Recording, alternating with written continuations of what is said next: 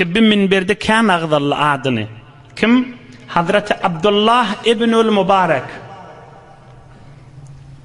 Birun merizmiş, meriz halmış, sırqavlap yatanmış.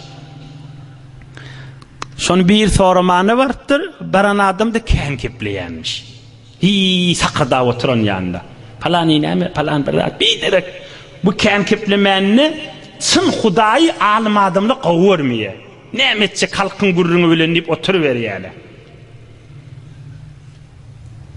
Abdullah ibn Mübarek meriz yatı, sırqavlap yatı. Soramanı varan adam, keyfi kök sakırda oturan yanına.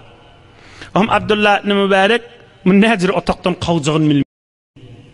Ahir iş bir toğurlu deyiptir, gelini bitir, kan kepliye deyiptir. Bakır yüzünü yine aytıp bilmeyenle, o adamla da, derman adamla da.